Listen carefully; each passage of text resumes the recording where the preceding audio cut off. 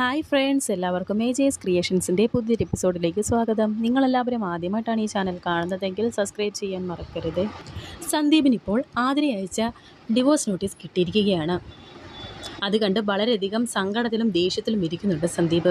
എന്നാൽ മൂർത്തി സന്ദീപിൻ്റെ കൂടെ തന്നെ ഉണ്ടായിരുന്നു. മൂർത്തിയെ അങ്ങനെ സച്ചിയും വീട്ടുകാരെയും തമ്മിൽ, അതായത് സന്ദീപിൻ്റെ വീട്ടുകാർ തമ്മിൽ സന്ദീപുമായി അകലാൻ വേണ്ടിയിട്ടും ആതിരയുമായി പിരിയാൻ വേണ്ടിയിട്ടുമുള്ള കാര്യങ്ങളൊക്കെയാണ് പറഞ്ഞു കൊടുത്തുകൊണ്ടിരിക്കുന്നത്.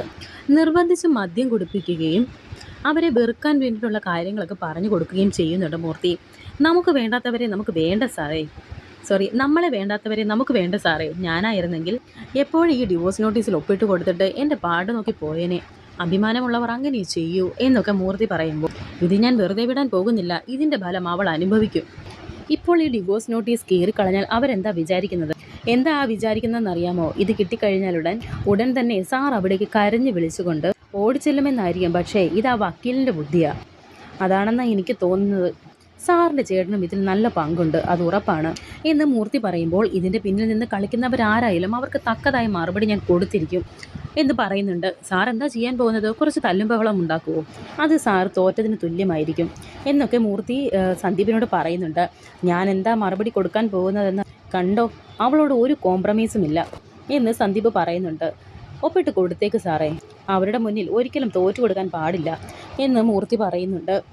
ശേഷം ഇപ്പോൾ കാണിക്കുന്നത് ഗൗരിയെ സ്കൂളിലേക്ക് വിടാൻ വേണ്ടിയിട്ട് അർച്ചന ഒരുക്കിക്കൊണ്ടിരിക്കുകയാണ്. മുടിയൊക്കെ കെട്ടി കൊടുക്കുന്നുണ്ട്. ഗൗരി മോളോട് അർച്ചന പറയുന്നുണ്ട്, മോള് നല്ല കുട്ടിയായിട്ട് ഇവിടെ അമ്മയും ശിശിരേച്ചിയും പറയുന്നതൊക്കെ കേട്ട് ഇരിക്കണം എന്നൊക്കെ പറഞ്ഞു കൊടുക്കുമ്പോൾ, ഇത് കേട്ട് അവിടേക്ക് ഗോകുൽ വരുന്നുണ്ട്. അതിന് അമ്മ എവിടേക്കാണ് പോകുന്നത് എന്ന് ഗൗരി ചോദിക്കുമ്പോൾ ഉടനെ അർച്ചന പറയുന്നുണ്ട്, അമ്മയുടെ ഉള്ളിൽ ചെറിയൊരു അസുഖമുണ്ട്, അത് മാറാൻ വേണ്ടിയിട്ടുള്ള ട്രീറ്റ്മെൻറ്റിനാണ് അമ്മ പോകുന്നത്, കുറച്ച് ദൂരെ ഒരാശ്രമത്തിൽ എന്ന് പറയുമ്പോൾ ഗൗരിമോൾ ചോദിക്കുന്നുണ്ട്, ദൂരെ എന്ന് പറഞ്ഞാൽ ഒരുപാട് ദൂരെയാണോ എന്ന് ഗൗരി ചോദിക്കുമ്പോൾ, അതെ എന്ന് അർച്ചന പറയുന്നു. അമ്മ എപ്പോഴാണ് തിരിച്ചു വരുന്നത് എന്ന് ഗൗരി ചോദിക്കുമ്പോൾ, കുറച്ച് ദിവസം കഴിഞ്ഞ്, ശരിക്കും പറഞ്ഞാൽ 14 ദിവസം കഴിഞ്ഞ്, അത് കഴിഞ്ഞാൽ അമ്മ വരും എന്ന് അർച്ചന പറയുമ്പോൾ, അമ്മയോടൊപ്പം ഞാനും കൂടി വന്നോട്ടെ എന്ന് ഗൗരി ചോദിക്കുന്നുണ്ട്. ഉടനെ അർച്ചന പറയുന്നുണ്ട്, അയ്യോ മോൾക്ക് സ്കൂളിൽ പോകണ്ടേ? സാരമില്ല, ഞാൻ അവിടെ ഇരുന്ന് പഠിച്ചോളാം, അമ്മ എന്നെ കൊണ്ടുപോയാൽ മതി എന്ന് ഗൗരി വാശി പിടിച്ച് പറയുന്നുണ്ട്. മോളിങ്ങനെ വാശി പിടിക്കാതെ, മോളെ കൊണ്ടുപോകാൻ സാധിക്കില്ല, മോളില്ലാതെ ഈ അമ്മയ്ക്ക് പറ്റില്ല, പക്ഷേ ഇപ്പോൾ മോളമ്മ പറയുന്നത് കേൾക്ക് എന്നൊക്കെ അർച്ചന ഇപ്പോൾ ഗൗരി മോളോട് പറഞ്ഞ് മനസ്സിലാക്കി കൊടുക്കുന്നുണ്ട്. എന്നിട്ട് ഗൗരിക്കൊരു ഉമ്മയും കൊടുക്കുന്നു. അർച്ചന ഗൗരിമോളെ പിരിഞ്ഞു പോകുന്നതിൽ 14 ദിവസം മാറി നിൽക്കുന്നതിൽ സങ്കടത്തിൽ തന്നെയാണ്. അർച്ചനയുടെ കണ്ണൊക്കെ നിറയുന്നുണ്ട്. അങ്ങനെ ഗൗരി മോളും അർച്ചനയ്ക്ക് ഒരു ഉമ്മയൊക്കെ കൊടുക്കുന്നുണ്ട്. ഇതെല്ലാം സങ്കടത്തോടെ തന്നെ നോക്കി നിൽക്കുന്നുണ്ട് ഗോകുലും അമ്മ ശോഭനയും. ഇത്രയും ദിവസം മോൾക്ക് അവിടെ പറ്റില്ല, മാത്രമല്ല അവിടെ ആളും ബഹളവും ഒക്കെ ആയിരിക്കും, അമ്മയ്ക്ക് മോളെ ശ്രദ്ധിക്കാനൊന്നും കഴിയില്ല, പിന്നെ അമ്മയും ശിശിരാൻ്റെയും ഒക്കെ ഉണ്ടല്ലോ ഇവിടെ, മോളുടെ കാര്യങ്ങളെല്ലാം നോക്കിക്കോളും എന്നും അർച്ചന പറയുന്നു. ഇത് കേട്ട് ഗൗരി ഇപ്പോൾ കരയുന്നുണ്ട്. ഉടനെ അർച്ചന പറയുന്നുണ്ട്, മോള് കരഞ്ഞാൽ അമ്മയ്ക്ക് പോകാൻ സാധിക്കില്ല, ഞാൻ ഇവിടെ വന്നു കഴിഞ്ഞാൽ പിന്നെ മോളുടെ അടുത്ത് നിന്ന് അമ്മ എങ്ങോട്ടും പോകില്ല എന്ന് അർച്ചന പറയുമ്പോൾ, സത്യം എന്നിങ്ങനെ മോള് ചോദിക്കുന്നുണ്ട്. ഉടനെ സത്യമാണെന്ന് അർച്ചനയും പറയുന്നു. അപ്പോൾ ഞാൻ സ്കൂൾ വിട്ട് വൈകുന്നേരം ഇവിടെ വരുമ്പോൾ അമ്മ ഇവിടെ ഉണ്ടാകില്ലല്ലേ എന്ന് ഗൗരിമോൾ ചോദിക്കുമ്പോൾ, ഉടനെ ഗോകുൽ അങ്ങോട്ടേക്ക് വന്ന് പറയുന്നുണ്ട്, അച്ഛൻ ഇന്ന് മുതൽ മോൾക്ക് സ്കൂൾ ബസ് ഏർപ്പാടാക്കിയിട്ടുണ്ട്, ബസ് വരാൻ നേരമായി എന്ന് ഗോകുൽ പറയുമ്പോൾ അർച്ചന പറയുന്നുണ്ട്, മോളെ ഞാൻ സ്കൂൾ ബസ് കയറ്റി വിടാമെന്ന് എന്ന് പറഞ്ഞ് ഇപ്പോൾ അർച്ചനയും ഗൗരിമോളും കൂടി പുറത്തേക്ക് പോകുന്നുണ്ട്. അവർ പോയി കഴിയുമ്പോൾ ഗോകുൽ പറയുന്നുണ്ട്, അന്ന് ഞാനൊരു സ്വാർത്ഥനായി, എൻ്റെ കുഞ്ഞിനൊരമ്മ വേണം, അതുമാത്രമേ ഞാനന്ന് ചിന്തിച്ചുള്ളൂ. ഒരു കോമാളിയെ പോലെ ഓർമ്മയില്ലാത്ത ഒരു പെൺകുട്ടിയെ ഞാൻ എൻ്റെ ഭാര്യയാകാൻ ശ്രമിച്ചു. എന്തൊരു കോമാളിയാണ് ഞാനൊരു വിഡ്ഢിയാണ്, എല്ലാം തെറ്റിപ്പോയി. സത്യം പറഞ്ഞാൽ നമ്മളെല്ലാവരും കൂടി ചേർന്ന് ഈ കുടുംബത്തിന് വേണ്ടി ആ പാവത്തിൻ്റെ ജീവിതം ബലി കൊടുക്കുകയായിരുന്നു. ഇനിയും ഇത് തുടർന്നാൽ നമ്മൾ മനുഷ്യരല്ലാതായി പോകും. ഓർമ്മ തിരിച്ചു കിട്ടുമ്പോൾ അവൾ ആര് വേണമെങ്കിലും ആയിക്കോട്ടെ, എന്ത് വേണമെങ്കിലും ചിന്തിച്ചോട്ടെ, എന്തായാലും എൻ്റെ തീരുമാനത്തിൽ നിന്ന് ഇനി ഞാൻ പിന്നോട്ടേക്കില്ല. അമ്മ ഇപ്പോൾ കണ്ടില്ലേ എൻ്റെ മോളോടുള്ള അവളുടെ സ്നേഹം, ദൈവം ഇത് കാണാതിരിക്കില്ല, ആ ഒരു പ്രതീക്ഷയേ ഉള്ളൂ എനിക്കിപ്പം. ദൈവം എന്നെയും എൻ്റെ മോളെയും കൈവിടില്ല എന്ന് ഗോകുൽ ഇപ്പോൾ വളരെയധികം സങ്കടത്തോടെ പറഞ്ഞിട്ട് അകത്തേക്ക് കയറി പോകുന്നുണ്ട്. ഇത് കണ്ട് ശോഭനയും വളരെയധികം സങ്കടത്തിൽ തന്നെയാണ്. ശേഷം കാണിക്കുന്നത് ഒരു പോസ്റ്റ്മാൻ ഇപ്പോൾ ആതിരയുടെയൊക്കെ വീട്ടിലേക്ക് വന്നിട്ടുണ്ട്. അനഘ അപ്പോൾ പുറത്തേക്ക് വരുമ്പോൾ ആതിരയ്ക്ക് ഒരു രജിസ്റ്റർ ഉണ്ടെന്ന് പറയുന്നു. അങ്ങനെ അനഘ ഇപ്പോൾ ആതിരയെ വിളിക്കുന്നുണ്ട്. അങ്ങനെ ആതിര വന്ന് അത് ഒപ്പിട്ട് വാങ്ങുകയാണ്. ഉടനെ അത് പൊട്ടിച്ച് നോക്കുന്നുണ്ട്. തുറന്ന് നോക്കുമ്പോൾ അത് വായിച്ച് ഒന്ന് ഞെട്ടി നിൽക്കുന്നുണ്ട് ആതിര. ആതിര ഒട്ടും പ്രതീക്ഷിക്കാത്തൊരു മറുപടിയായിരുന്നു അത്. ഇത് കണ്ട് ആതിര കരഞ്ഞുകൊണ്ട് നിൽക്കുന്നുണ്ട്. ഉടനെ അനഘ ചോദിക്കുന്നുണ്ട് എന്ത് പറ്റിയെന്ന്. എൻ്റെ എല്ലാ പ്രതീക്ഷയും തെറ്റിപ്പോയി. സന്ദീപിന് എന്നെയും എൻ്റെ മോളെയും വേണ്ട എന്ന് പൊട്ടിക്കരഞ്ഞുകൊണ്ട് പറയുകയാണ് ആതിര. ഇപ്പോൾ അനഘ അത് ആതിരയുടെ കയ്യിൽ നിന്നും മേടിച്ച് വായിച്ചു നോക്കുന്നുണ്ട്. ആ ഡിവോഴ്സ് നോട്ടീസ് അവൻ ഒപ്പിട്ട് തിരിച്ചയച്ചിരിക്കുകയാണ്. അവൻ എൻ്റെ മോളെ പോലും ഒന്നും ഓർത്തില്ലല്ലോ. ഞാനും എൻ്റെ മോളും ഇനി എന്ത് ചെയ്യുമെന്ന് കരഞ്ഞുകൊണ്ട് ആതിര പറയുന്നുണ്ട്. അന്നേ ഞാൻ പറഞ്ഞല്ലേ ഇതിനൊന്നും പോകണ്ട എന്ന് അനഘ ചോദിക്കുമ്പോൾ അവൻ്റെ മനസ്സ് ഇത്രയും കല്ല എന്ന് ഞാൻ അറിഞ്ഞില്ല. എന്നോടും മോളോടും സന്ദീപ് ഈ കൊലച്ചത് ചെയ്യുമെന്ന് ഞാൻ അറിഞ്ഞിരുന്നില്ല എന്ന് ആതിര പറയുമ്പോൾ അനഘ പറയുന്നുണ്ട് ഇതൊക്കെ നേരത്തെ നീ ചെയ്തപ്പോൾ ഓർക്കണമായിരുന്നു. ഇത് കേട്ട് ആതിര ചോദിക്കുന്നുണ്ട് നീ എന്നെ കുറ്റപ്പെടുത്തുകയാണോ എന്ന്. കുറ്റപ്പെടുത്തിയതല്ല, നീ ഇങ്ങനെ ഇരുന്ന് കരയാതെ നമുക്ക് എന്തെങ്കിലും ചെയ്യാം. നീ ഇങ്ങനെ ഇവിടെ ഇരുന്ന് കരഞ്ഞാൽ ഇവിടെ ഉള്ളവരെല്ലാം അറിയും എന്നൊക്കെ ഇങ്ങനെ അനഘ പറയുന്നുണ്ട്. ആതിരയാണെങ്കിൽ കരഞ്ഞുകൊണ്ട് തന്നെ ഇരിക്കുന്നുണ്ട്. അങ്ങനെ അവർ തിരിഞ്ഞു നോക്കുമ്പോൾ പുറകിൽ സച്ചി വന്ന് നിൽക്കുന്നു. സച്ചിയോട് എന്ത് പറയണമെന്നറിയാതെ ടെൻഷനോടെ നിൽക്കുന്നുണ്ട് രണ്ടുപേരും. അങ്ങനെ സച്ചി ഇപ്പോൾ അനഘയുടെ കയ്യിരിക്കുന്ന ഡിവോഴ്സ് പേപ്പർ അതിങ്ങി തന്നെ എന്ന് പറഞ്ഞ് ദേഷ്യപ്പെട്ട് അത് അനഘയുടെ കയ്യിൽ നിന്നും വാങ്ങി വായിച്ചു നോക്കുകയാണ്. സച്ചിക്ക് അത് വായിച്ചപ്പോൾ കാര്യം മനസ്സിലായിരിക്കുകയാണ്. അങ്ങനെ ആതിര അകത്തേക്ക് പോകാൻ തുടങ്ങുമ്പോൾ കമല അവിടേക്ക് വരുന്നു. കമല വന്ന് ആതിര അവിടെ പിടിച്ചു നിർത്തിയിട്ട് എന്ത് പറ്റി എന്ന് ചോദിക്കുന്നുണ്ട്.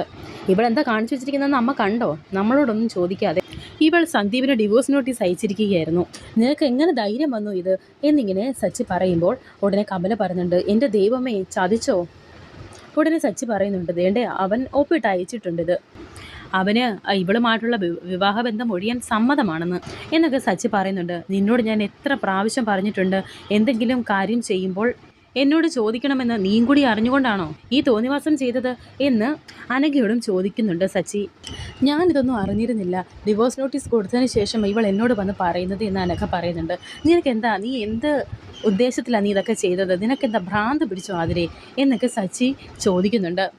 ഞാൻ അപ്പോഴത്തെ മാനസികാവസ്ഥയിൽ ചെയ്തു പോയതാണെന്ന് കരഞ്ഞുകൊണ്ട് ആതിര പറയുന്നു. എടി എന്ന് പറഞ്ഞുകൊണ്ട് കമല ഇപ്പോൾ ആതിരയുടെ കർണത്തിലിട്ട് അടിക്കുകയാണ്. തോന്നിവാസം കാണിച്ചിട്ട് നിന്നെ കരയുന്നോടി.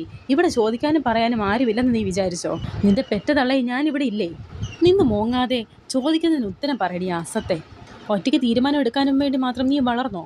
നിന്നെ ഞാൻ കൊല്ലുമടി എന്ന് പറഞ്ഞ് ആതിരയെ ഇപ്പോൾ അടിക്കുകയാണ് കമല. കുറേ അടിക്കുകയും പിടിച്ച് ഉന്തുകയും തള്ളുകയൊക്കെ ചെയ്യുന്നുണ്ട് കമലയ്ക്ക് ആകെ ദേഷ്യം വന്ന് നിൽക്കുന്നുണ്ട്. ദേഷ്യവും സങ്കടമുണ്ട് കമലയ്ക്ക്. അങ്ങനെ ഇപ്പോൾ അനഘയും സച്ചിയും കൂടി കമലയെ പിടിച്ച് മാറ്റുന്നു. സച്ചി ഇപ്പോൾ ആതിരയോട് പറയുന്നുണ്ട് അവൻ ഇപ്പോൾ നമ്മുടെ ശത്രുവിൻ്റെ കൂടെയാണ്. അവസാനം അവന് നിൻ്റെയും കുഞ്ഞിൻ്റെയും അടിയിൽ വന്നേ പറ്റൂ. എന്നാലും നീ വല്ലാത്തൊരു എടുത്തുചാട്ടമായി പോയി ഈ ചെയ്തത്. കിട്ടിയ അവസരം സന്ദീപ് മുതലാക്കി എന്നൊക്കെ ഇപ്പോൾ സച്ചിയും അനഘയും ചേർന്ന് പറയുന്നുണ്ട് ആതിരയോട്. അവനിത് ഒപ്പിടുമെന്ന് ഞാൻ സ്വപ്നത്തിൽ പോലും വിചാരിച്ചില്ല അമ്മേ. ആ കുഞ്ഞിൻ്റെ മുഖം പോലും അവൻ ഓർത്തില്ലല്ലോ എന്നൊക്കെ ആതിര പറയുന്നുണ്ട്. എൻ്റെ മോളുടെ ജീവിതം ഇങ്ങനെ ആയല്ലോ. ഞാൻ ജീവിച്ചിരുന്നിട്ട് എന്താ കാര്യം എന്നൊക്കെ കമല ഇങ്ങനെ കരഞ്ഞുകൊണ്ട് പറയുന്നുണ്ട്. സന്ദീപ് ഇങ്ങനെ ചെയ്യുമെന്ന് ഞാൻ വിചാരിക്കുന്നില്ല. ഇതിന് പിന്നിൽ കളിച്ചത് അവരായിരിക്കും. എൻ്റെ ചേച്ചി സന്ദീപിനെ കൊണ്ട് അവർ നിർബന്ധിച്ച് ഒപ്പിടിയിച്ചതായിരിക്കും. അങ്ങനെ ആയിരിക്കുമെന്നാണ് എനിക്ക് തോന്നുന്നത് എന്നൊക്കെ പറയുന്നുണ്ട്. ഇനിയിപ്പോൾ പറഞ്ഞിട്ടെന്താ കാര്യം? അവൻ ഒപ്പിട്ട സ്ഥിതിക്ക് കോടതിയിലല്ലാതെ വേറെ വഴിയില്ല എന്നൊക്കെ പറയുന്നുണ്ട് സച്ചി. പറ്റിപ്പോയി സച്ചിയേട്ടാ, എന്നെയും എൻ്റെ കുഞ്ഞിനെയും രക്ഷിക്കണം എന്ന് കരഞ്ഞുകൊണ്ട് ആതിര ഇപ്പോൾ സച്ചിയോട് പറയുന്നുണ്ട്. ബുദ്ധിയും വിവരവുമില്ലാതെ നീ ഒരു വിവരക്കേട് കാണിച്ചു. പക്ഷേ നിന്നോടും കുഞ്ഞിനോടും ഈ ഒരു ഒപ്പിൻ്റെ ബന്ധം മാത്രമേ അവനുള്ളൂ എന്ന് എനിക്കറിയണം എന്ന് പറഞ്ഞ് സച്ചി ഇപ്പോൾ ആ നോട്ടീസ് വലിച്ചു കീറിക്കളയുന്നുണ്ട്. ശേഷം കാണിക്കുന്നത് സന്ദീപിനെയാണ്. സന്ദീപ് മൂർത്തിയുമായി മദ്യപിച്ച് ഇങ്ങനെ ഇരിക്കുന്നുണ്ട്. അതെന്തായാലും നന്നായി സാറേ, നമ്മളെ വേണ്ടാത്തവരെ നമുക്കും വേണ്ട എന്നൊക്കെ മൂർത്തി ഇങ്ങനെ സന്ദീപിനോട് പറയുന്നുണ്ട്.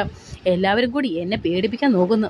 അങ്ങനെയൊന്നും ഞാൻ പേടിക്കില്ല. അവളുടെ ഒരു ഡിവോഴ്സ് നോട്ടീസ് എന്ന് പറഞ്ഞ് തുപ്പുന്നുണ്ട് സന്ദീപ്.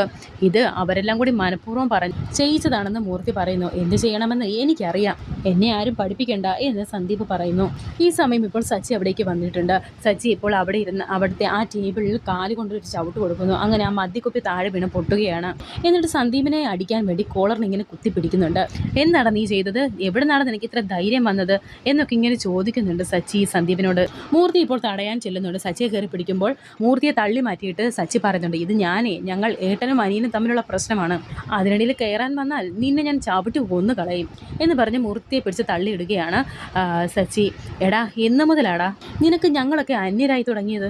ആ ഡിവോഴ്സ് പേപ്പറിൽ ഒപ്പിട്ട് അയക്കാൻ നിനക്ക് എങ്ങനെ ധൈര്യം വന്നു എന്നൊക്കെ ഇങ്ങനെ കോളറിന് കുത്തിപ്പിടിച്ച് തന്നെ സച്ചി ഇപ്പോൾ വളരെയധികം ദേഷ്യത്തോടെ തന്നെ സന്ദീപിനോട് ചോദിക്കുന്നുണ്ട്. അങ്ങനെ അവർ തമ്മിൽ തല്ല് കൂടുന്നത് മൂർത്തി ഇപ്പോൾ ആ ഒരു സന്ദർഭം മൊബൈലിൽ പിടിക്കുന്നുണ്ട്. ദേ, എന്നെ തൊട്ടുപോകരുത് എന്ന് സന്ദീപ് പറയുന്നുണ്ട്. മര്യാദകേട് കാണിച്ചിട്ട് നിന്ന് കുരയ്ക്കുന്നോടാ എന്ന് ചോദിച്ച് സച്ചി ഇപ്പോൾ സന്ദീപിനെ തല്ലുന്നുണ്ട്. ആരുടെ വാക്കി കേട്ടാ നീ ഇതൊക്കെ ചെയ്യുന്നതെന്ന് എനിക്ക് നന്നായിട്ട് അറിയാം, ഇതിന് നീ അനുഭവിക്കും എന്നൊക്കെ സച്ചി പറയുന്നു. അവളെ കൊണ്ട് ആ നോട്ടീസ് അയപ്പിച്ചത് നീയല്ലേ, ഇതെല്ലാം ചെയ്യിപ്പിച്ചത് നീയല്ലേ എന്നിങ്ങനെ സന്ദീപ് സച്ചിയോട് ചോദിക്കുന്നുണ്ട്. അതും വളരെ ദേഷ്യത്തോടെ ഇതെല്ലാം മൂർത്തി ഇപ്പോൾ ഫോണിൽ പിടിക്കുകയാണ്. വരാനിരിക്കുന്ന പുതിയ എപ്പിസോഡുകളുമായി വീണ്ടും കാണാം. Thank you for watching.